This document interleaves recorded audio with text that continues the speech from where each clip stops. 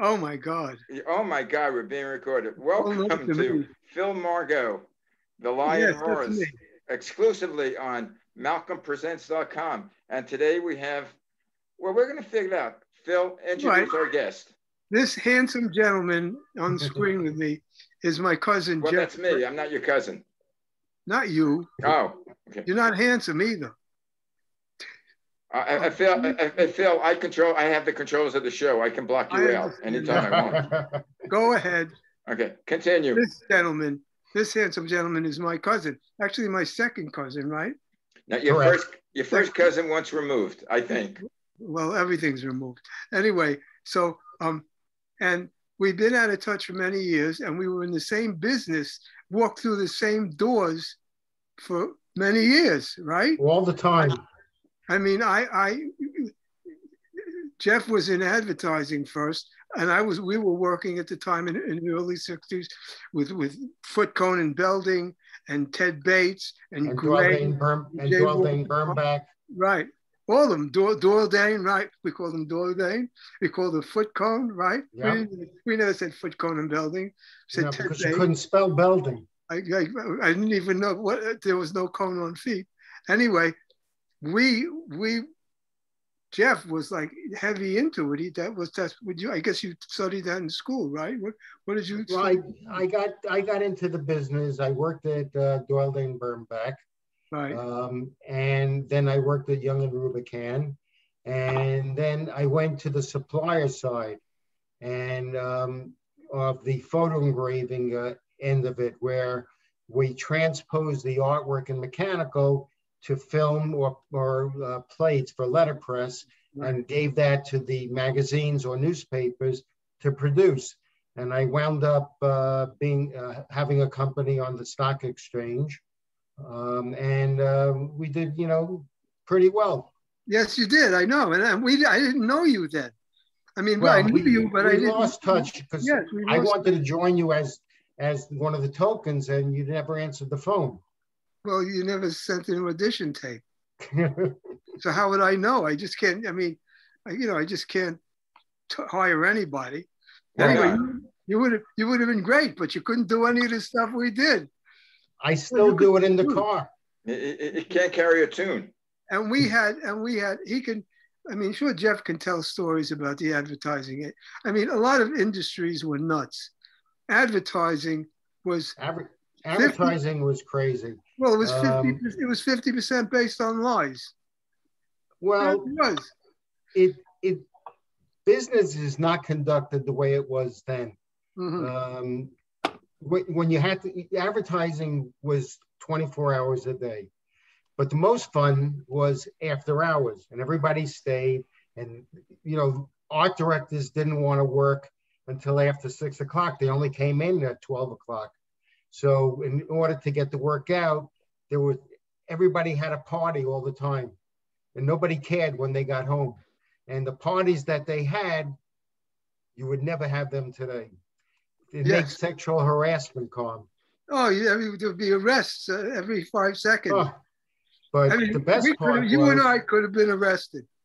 I missed a couple. I admit, I had a sordid past, but everybody did. The industry, but the business relied on people hanging out after hours. Well, it was schmoozing, but the best industry, and I did a lot of business direct. I had a lot of direct accounts that I handled myself, and the best ones were the record companies. Yes, well, of course. And money. I'm a 19-year-old kid. I go to a town to do a record hop, right? And I'm a kid, really. I'm a 19-year-old kid. I had no world experience. I went to Florida, I mean, that was my experience. And I went to Washington, but I didn't, And we came into town, and they pick us up, and the promotion man says, "Well, what do you want, Coke or hookers?" That was the opening line. I didn't even know how to answer. First of all, I didn't know what a hooker was. I didn't know that stuff. To me, it was hooah. We used the term hooah, not hooah, but hooah. And so I didn't know what a hooker was. and I didn't have any idea what Coke was. To me, it was a drink, you know. So I didn't know quite how to answer that stuff. And, you know, and as I got from town to town, it was pretty similar all over, you know. It was really weird. And there was a point where I stopped when I met Abby. I didn't, you know, I didn't want to. You stopped your Cokes and your no, horse. I didn't. I never got involved with drugs. I never had drugs. I never did. You know, because I had a pistol permit in New York City. I had a federal firearms license. You know, I had a pilot's license. You know, you don't risk that stuff. You work so hard to get that. You don't risk it for something that's crazy anyway. I mean, you know, they didn't know a lot about marijuana then. So it was always a question mark until they finally did some studies to find out, you know, and now that it's legal in a lot of places, I don't know if it shows that it's okay, but at least it's not like heroin and Coke and all the other stuff that came afterwards. I never got involved with that. But the business was involved with that. I'm sure the business was involved. The best times that I had was dealing with Atlantic Records, Warner Communications, and Columbia Records. I had some very good friends at Atlantic Records, and I knew them all. There were parties there. They used to take me to the Super Bowls every year, and we didn't care about the games. Okay, just getting the hotel room was like crazy. If they didn't get the room right away and the clerk said, you know, you have to wait, one of the guys jumped over the reservation desk and they almost called the police on us. Right. And we used to go to all the parties and, you know, whoever was the sponsor at the time. And we went to the game, but it didn't matter. And, you know, even I used to spend a lot of time up at Warner Communications. It was a good hangout, you know, for me. There were some good restaurants around. And I also had, you know, another client, CBS, you know, at the time, you know, the state TV station. So they were right, you know, down the block from one another. Black Rock. Exactly.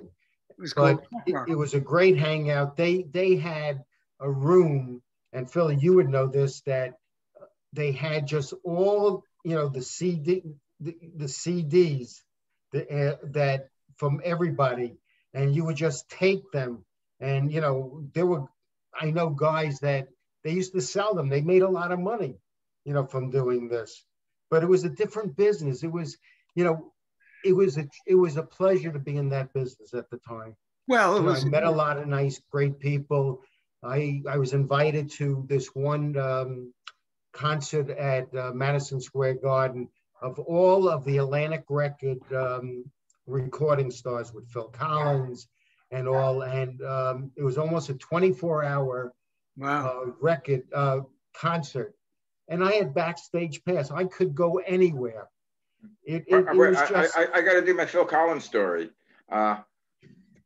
Terry Thomas was a famous English comedian. You know, the guy with the space and the teeth. Yes.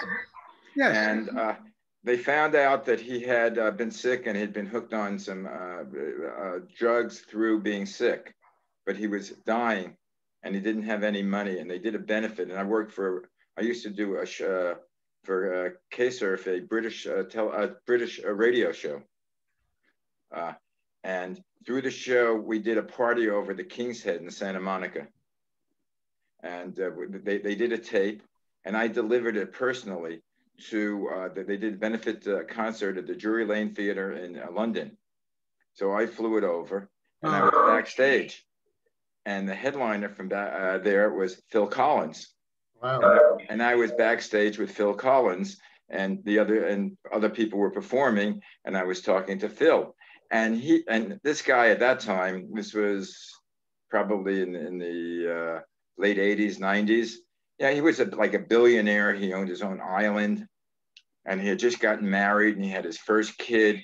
And he was just taking out pictures of his kid, and he was so friendly. It was like the guy next door. In fact, I was so impressed with him. He's just he wasn't, you know, billionaire #1 singer. A lot of a lot of people in the industry are real people, and they talk like real people, and they absolutely act like something they do. They pretend. You know, one of the nicest people that I met from the Atlantic label was Anita Baker. Ah.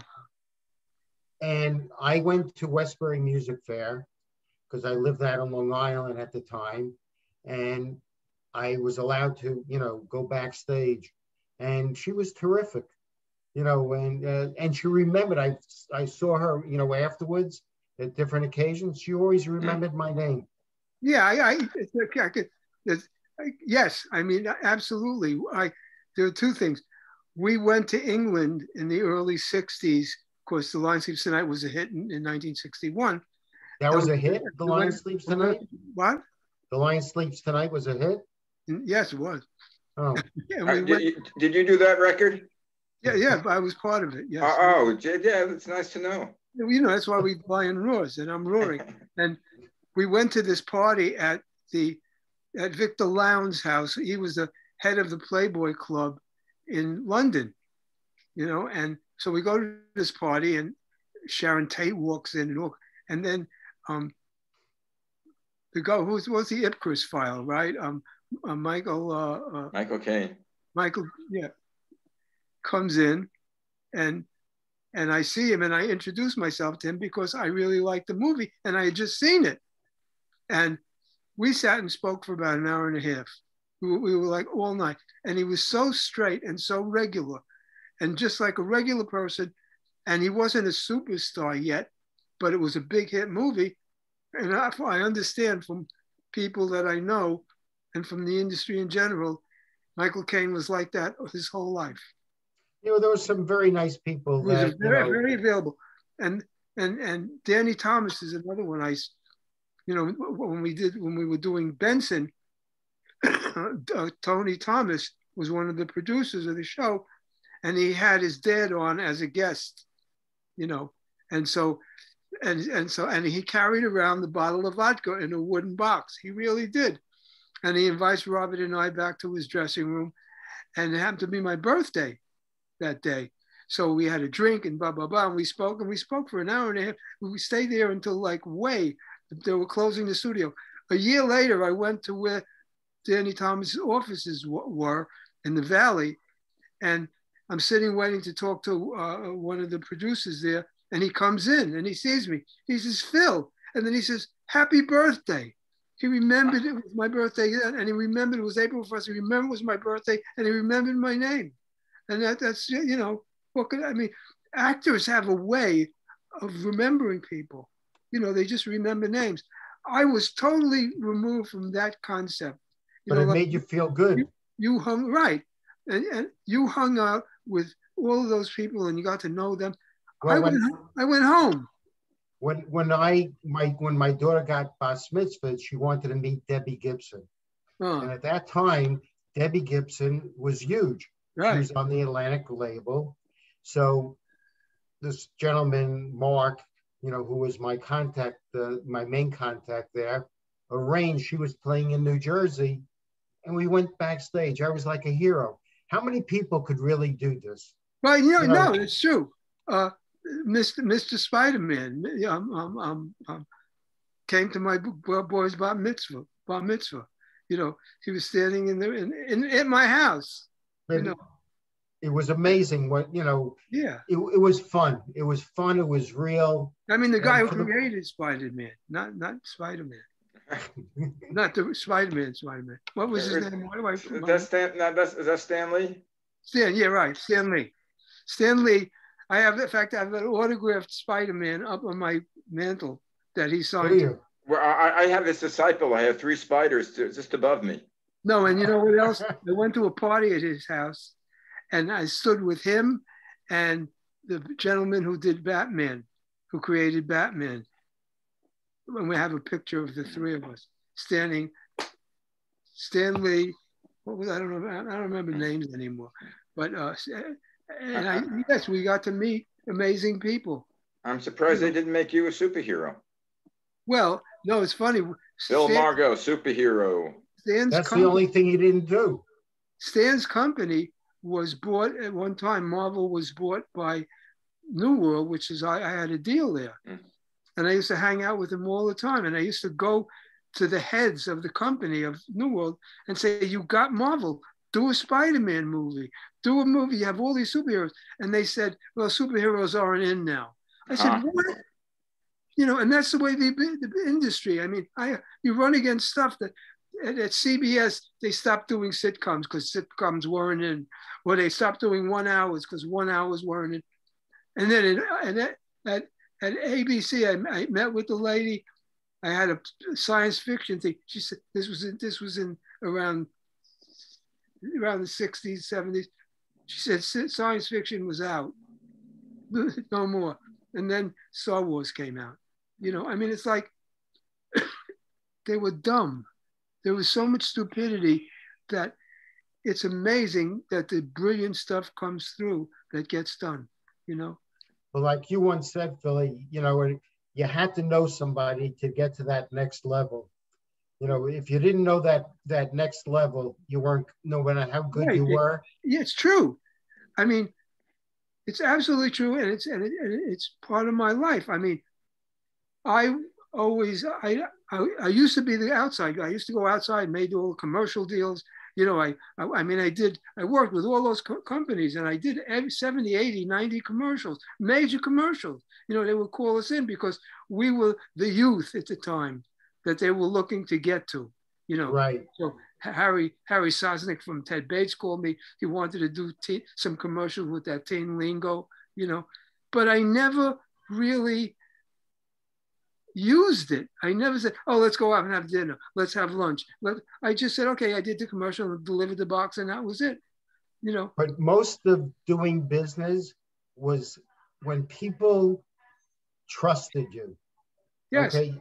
If you had somebody that you met, like this gentleman at Atlantic Records, okay, I was introduced to him through somebody at CBS Records at the time, at Columbia Records, before it became Sony. And he became a very good friend of mine.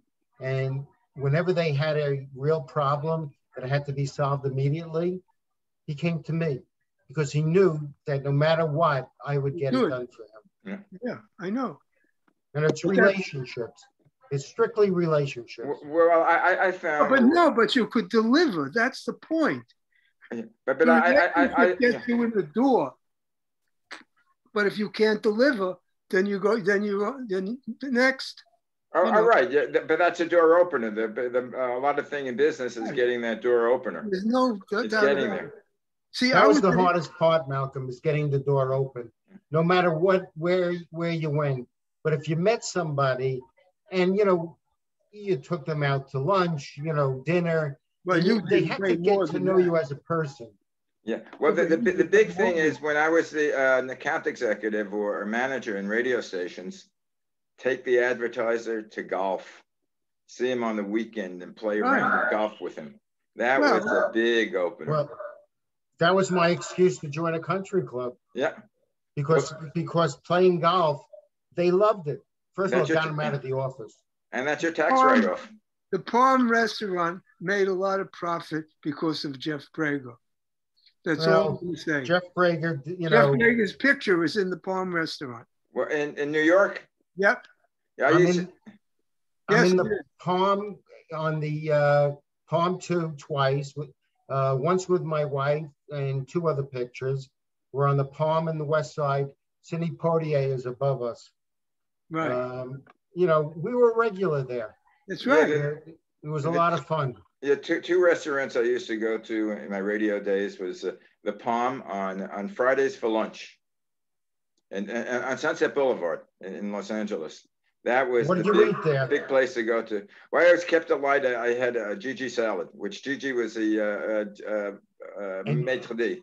Absolutely, and you know where he came from. And I had 3. It was the Gigi salad and 3 scotch and sodas. Which was better? I don't. Well, I had the scotch and soda first, and the Gigi salad was good afterwards.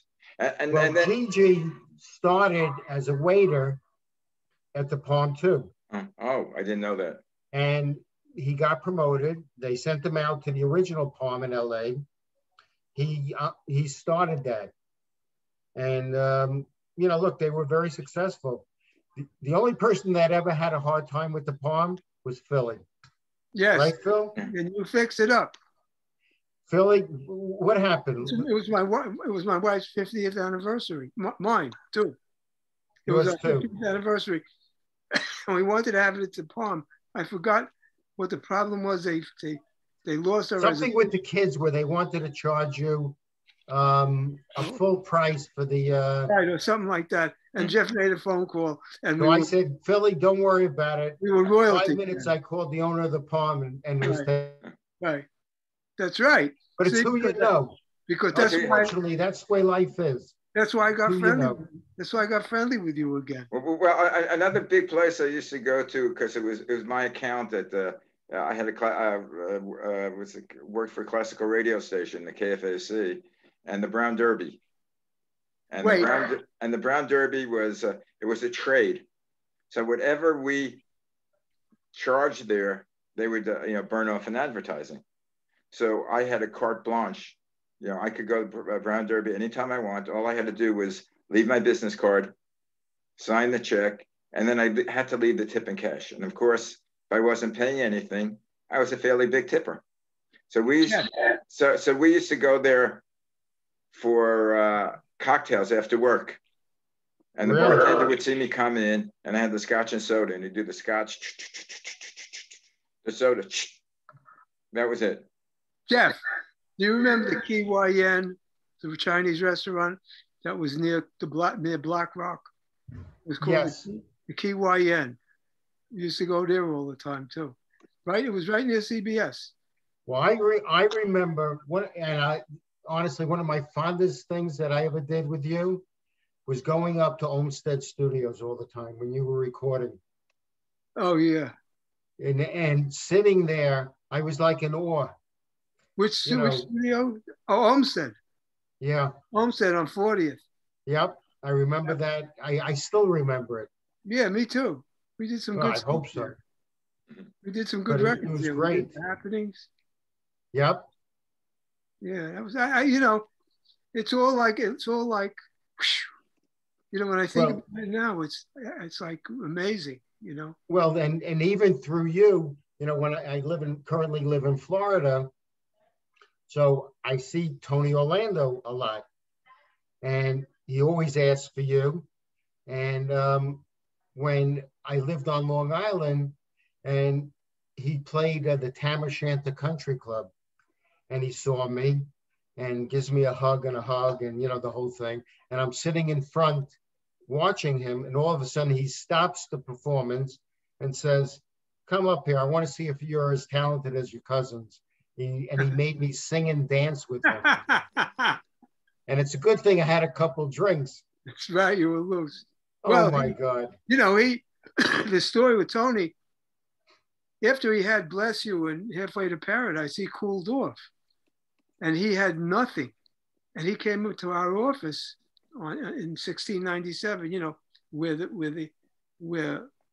was the Ed Sullivan Theater, then it became David Letterman, and now it's what's his name, Tim? Who's on at 11:30? Yes, Stephen Colbert. Colbert, right? And he was really on the balls of his butt, and he had nowhere to go, and he had family, and I actually got him a job at Robbins Feist Miller. I had a friend there, and I sent him over there, and they hired him as a publisher's rep, to run songs. And then he wound up from there. He went to Abel Blackwood, which was Columbia's publishing arm. Right. And then when we did Candida, the first guy that we had on the record, the vocalist, the label didn't like, and they asked us to get somebody else. And that's how we got Tony. And we had to really convince him, because he didn't want to do it, because he was in business. And he said, "Look, I'm in the business. I don't want to risk this." He created a real niche for himself as a publisher's person. And we told him, "Look, if the record's a hit, see if there's another one. And then if there's not, so you had a hit record and whatever, So he finally decided to do it. and we did Candida, and then the next one was Knock Three Times, which was even bigger than Candida, and that's when he hired the girls. You know, Dawn was a after group in the beginning. Jay was in it, and there were two other girls. And now, you know, the rest is history. He plays Florida a lot. You know, he comes down every other year. Yeah. Well, I think he's popular with the senior crowd. Well, yes. especially the women. Well, especially the Tie Yellow Ribbon. He knows how to play them. Oh yeah, he did. He did when he was a youngster. He was exactly the same. He knew it. He got down on his knees. He did all that stuff. He did that. You know, we didn't do that. We just sang our songs and walked off stage. Well, I picture him. Who is it? Tom Jones, Engelbert Humperdinck. Yeah. They were the ones that women loved them, especially the older women. Yes, yes, yes. And it wasn't even their singing. It was the way they worked. It was a mannerism, the whole thing of. It was their personality. It was macho. You know, they were men. Yes, that's right. Yeah, it was an interesting time, and Tony was after them, I think. But Tony knew how to. He still does. He knows how to play the crowd really well. Oh yeah. Well, these are cabaret. I don't know if it would be cabaret or concert type of artists. They know how to work the audience. Well, the audience is there to see them. That's why they're there. So it's not hard to make the next move. You know, once you know the audience is there, then they're not there. They're there to see you, especially when you're doing the whole night yourself. So it's you just tell your story. That's all. I mean, well, I always wondered, you know, when I see the concerts or went to a concert, like someone like Bruce Springsteen or a Neil Diamond, and they get up in front of the audience. It could be 80, 90,000 people. Yep. And all they have to do is put their hand up, and people cheer, or they say thank you, and standing ovations. And I wonder how it feels to be that person. Well, I can't tell you. Phil, you should know that feeling. Well, I never got. No one is closing your door. I never stood in front of 80,000 people. I think the largest crowd we ever were in front of was in one of the basketball stadiums. I think in Minnesota or Michigan or somewhere. I don't know, Detroit, and I got to feel what that was like. But we were always on the outside of everything. You know, we were in the business, but we were never in the mainstream. Like when The Lion Sleeps Tonight was nominated for an Emmy, RCA didn't do anything to promote it. Do you know what I mean? They did. Usually the labels did stuff. They would send you out there. They'd meet you. No, it was like it didn't exist, you know? And the hits we made were all with smaller labels. You know, the bigger labels bought them later, but when we had the hits, so we didn't have relationships with the big labels where the real power sat. You know? But if you had The Lion Sleeps Tonight today, you'd be playing the large arenas. Oh yeah, because back then there was no place to play. Right. That's why we continued to produce, because we had a hit. So we had Tonight I Fell in Love, and we had The Lion Sleeps Tonight. Those were two, you know, Tonight I Fell in Love was number 15, and The Lion was number 1, and there was nowhere to play. They weren't calling us to work, you know. Folk music hadn't really dropped. It's dropped in heavy. It was, we tried, so we went into producing, and we tried to we had a deal at Capitol to produce artists, and we tried to get them to sign Peter, Paul, and Mary and Bob Dylan, and they wouldn't. Whatever happened to them? Down to Gertie's Folk City and saw them and said, you know, talk to them. Would you like to? Yes, of course we'd like to record. Okay, we have these 2 acts. No, we're not interested. Capitol even turned down He's So Fine. And we made it for them. And they turned it down. I mean, it's so, you know, We were always on the outside of the industry. We were never in the, see, you were in the center of your part of the industry. You were right in the middle of it. And we weren't, ever. Yeah, Phil, talking about performing in large crowds, I think Maxine, your sister, told me that you guys sang the national anthem in all the baseball theaters, baseball stadiums. Oh, yeah. But that's not, but you don't play the audience with this. You just sing the song, you know. I mean, you don't get down on your knees and look at the women, you know. Well, some people don't. Well, you don't know the words, you get down on your knees. Right. Well, I wasn't the lead singer, so it wasn't my job to do that anyway, you know. But yeah, we sang the national anthem in every ballpark in the country. I think half of them are gone now. Yeah. Half of the ballpark, half of the country too. Half of the country. Yeah, but it was it was a thrill. Yeah, especially since I know you're a baseball fan. Yeah, no one ever did that. I mean, I actually had a catch with Sammy Sosa. Did you? Yeah, because what happened? We were lining up. They were setting us up to sing the anthem, and a ball comes rolling to my feet, and I look down, I pick it up, and Sammy Sosa, shakes his glove for me to throw it back to him. So I threw it back to him, and I had a catch. And he didn't give you the ball afterwards? No. Autographed? No, he was there getting ready for a game. You know, we got friendly with some of the players in some of the parks. You know, it was an interesting experience. I mean, I'll talk about this later, but we weren't welcomed everywhere. And National League Baseball did nothing to help us set this up. Nothing. We had to call every team individually and set the dates up. The only teams that really cooperated were the Cardinals and a couple of other ones. Some of them were outright, they said, yeah, dress in the bathroom. You know, they didn't even provide a place for us to change. You know, it was really weird, but we did it anyway. Did they give you a uniform? No, we sang in our door. We had a uniform that we used.